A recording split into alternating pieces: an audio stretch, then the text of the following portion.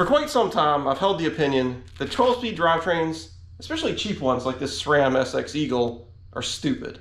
So today, I'm putting my money where my mouth is with this MicroShift Advent X.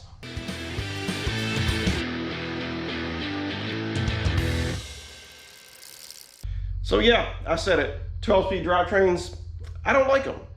In general, for any 12-speed drivetrain, I don't care what the high end, low end, the gear ratio just doesn't feel right to me. The gears feel like they're too close together. I always feel like I'm double shifting up, double shifting down. Now outside of that, my gripes come down to cheap 12-speed drivetrains. And the problem with those are A, they're made out of cheaper, heavier materials, which makes the whole bike heavier. The other thing that I don't like is that you're just asking a lot out of a cheap system. So when you cram 12 speeds in back here, the shifts have to be right on. You know, that derailleur has to be exactly on that gear. Otherwise, it's clicking, either trying to go up or down the cassette when you don't want it to. So that's what brings me to the MicroShift Advent X drivetrain. Now this is a 10-speed drivetrain, however, it still gives you an 11 to 48 tooth range in the back. So compared to that 12-speed Eagle that I got behind me, it's only 2 teeth less, which some people may think is a negative. I don't think it's going to be a problem. On the positive side, this thing is very light in comparison. It's actually a little bit lighter than a SRAM GX Eagle. This actually came in 2 separate packages because it had to ship from different locations. And when I held those 2 packages in my hand, I just thought, these guys forgot something. They screwed something up. Something's going to be missing. But no, in fact, the chain, the shifter, the derailleur, and the cassette were all in those 2 boxes. And it really does feel light. So when I got this, I spent a lot of time, probably more time than looking at the drivetrain itself, looking at chains, because still a lot of things are out of stock in the industry right now. I went with a SRAM PC1091. Really, this system says that it's compatible with any 10-speed chain. I went ahead with this one because it also comes with the little power link, master link, so I don't have to worry about that. The shifter itself comes in 2 different variants. There's kind of one that they call a Pro shifter, and then one that's a little bit cheaper. I went ahead with the Pro one. It's only a couple bucks more. I don't really know what the difference is. I think maybe it's a little bit lighter. The rear derailleur, I think, is just one version, and that's all it is for the Advent X. So easy decision there. The cassette is another place where you have an option. There is this one that I got, which has, I think it's mostly aluminum, and there's one that has some more steel in it that's heavier. Again, price difference really not that big, so I went ahead with the more expensive one. And also, let me say, I know that MicroShift has sent a lot of these out to YouTubers to review. That's not the case with me. I mean, I spent my own money on this. So I think once I added the chain on, and all these pieces were actually on like a little bit of a sale, although it seems like they're on sale everywhere. Anyway, I think I was around like $195 for the whole group set. So MicroShift has like a really good YouTube video about how to set this up. So I'm not going to go through the entire installation process. I'll just kind of film some of it as I go along. If there is anything that's a little odd or a little bit, you know, different than how it is in their video, I'll definitely make sure to point that out.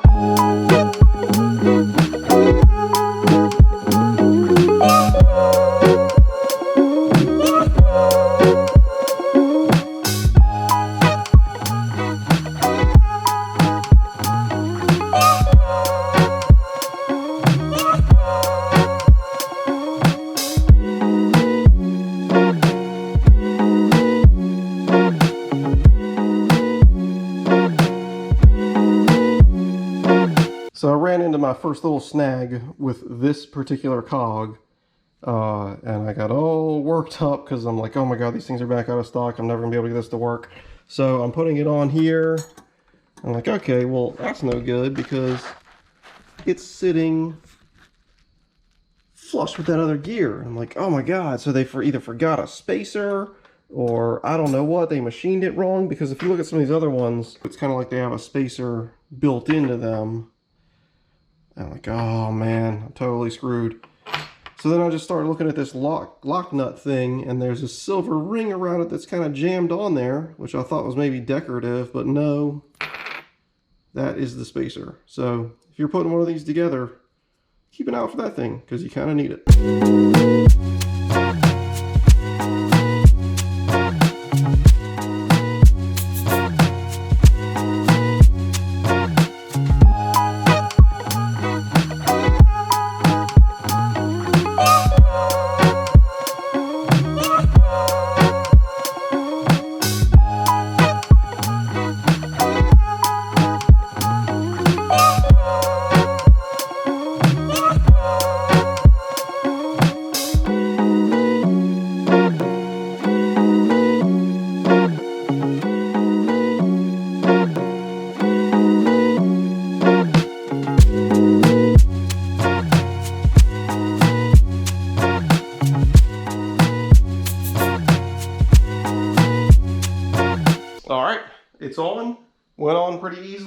I'm gonna go for a few rides and I will let y'all know what I think about it. Okay, so a lot has happened since I filmed the first part of this video, and a part of this I'm gonna eat my own words on. So I took it out for a couple rides and it really wasn't shifting very well, no matter how I adjusted the barrel adjuster and all that to try to get the tension right. And when I installed this, I did notice that the cassette had a lot of play in it. And when I say cassette, I don't really mean the cassette. Like, it tightened down, it was fine, but the actual free hub body itself moved around on the hub. Previously, you could actually grab these gears and just shake it back and forth, and it moved, I don't know, probably 5 millimeters or more.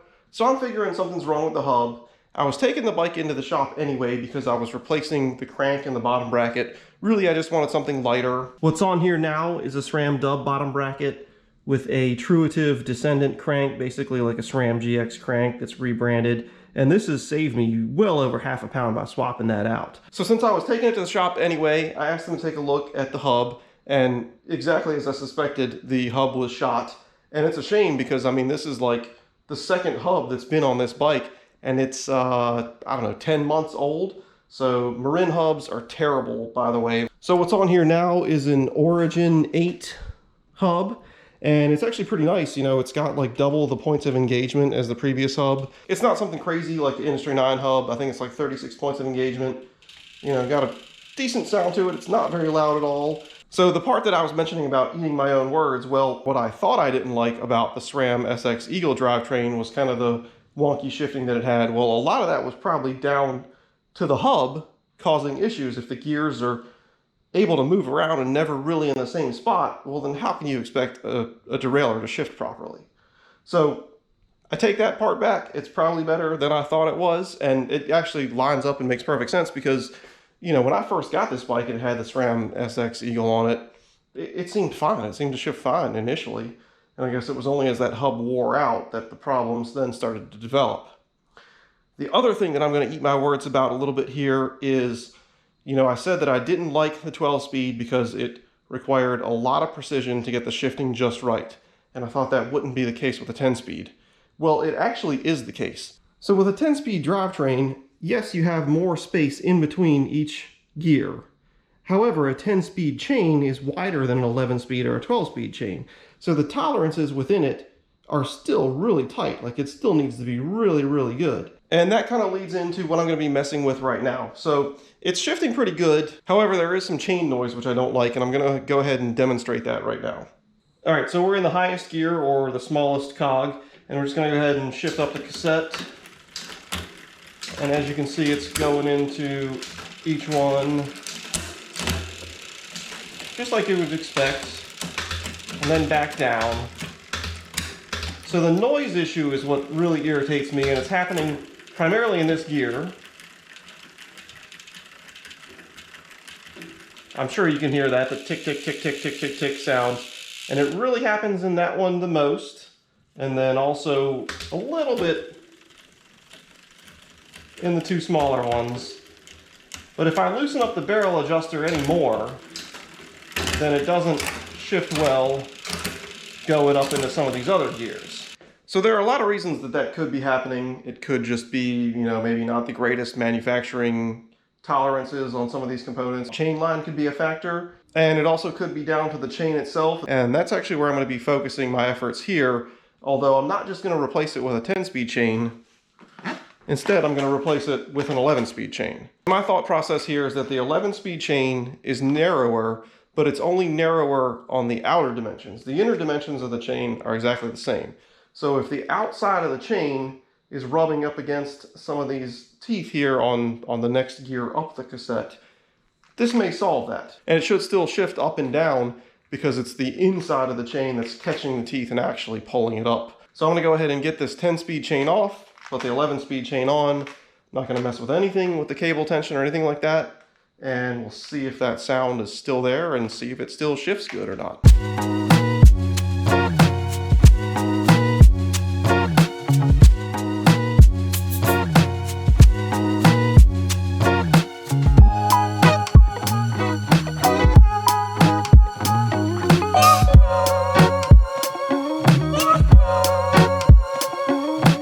Alright, so I have messed around with the tension just a little bit. I think I got it running pretty good, so let's go ahead and shift through it.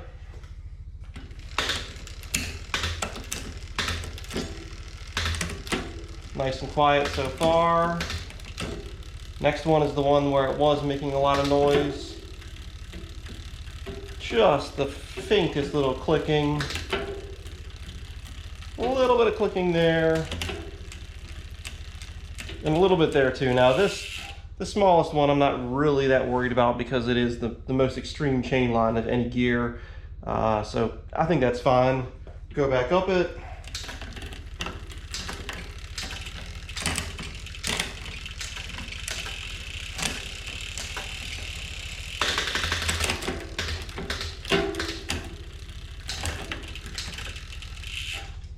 All right, so this is working great in the stand on the trail. It's always a little bit different.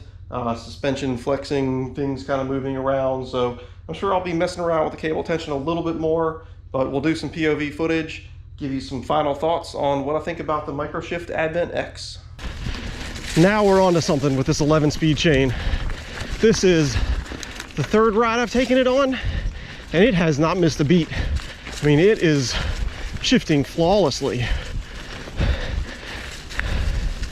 Not only is it quieter than with that 10-speed chain, it just feels smoother in general.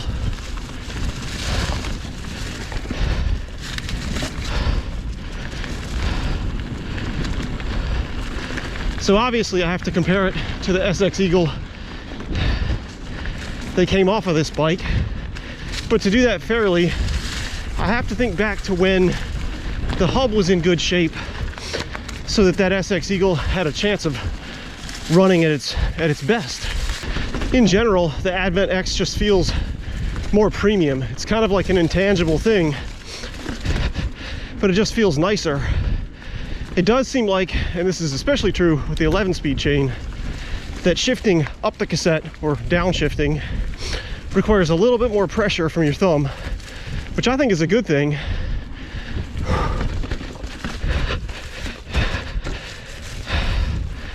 Because it'll lessen the chances of you double shifting when you don't want to. Now, the biggest difference that I noticed was the space between the gears, which was obviously one of the things I was after. A little bit more space between the gears, and on certain parts of trails that I'm familiar with, I knew previously downshift twice to climb up it or whatever it might be. Well, if you do that on this, it feels weird because you're getting a much bigger gap between gears when you jump two of them. So having to retrain my brain a little bit, but I feel like third ride in, it's already natural. Now, the next logical thing you could compare the Advent X to is a Box Prime 9. So that's 9 speeds with the same, maybe even a 51 tooth. So even more gear range with fewer gears. Now, I purposely did not get that one because I thought the gaps might be too big. But based on how this feels, I really think 9 would also be enough. But with that said, I still wouldn't choose the Box Prime 9 over this because you'd have to spend a lot more money on one of their high-end Prime 9s to get to the weight of this. And the weight is really noticeable. Although keep in mind, I replaced the crank too, with a lighter crank and a lighter bottom bracket. So overall, I'm down about 1.25 pounds. Just makes the bike more responsive.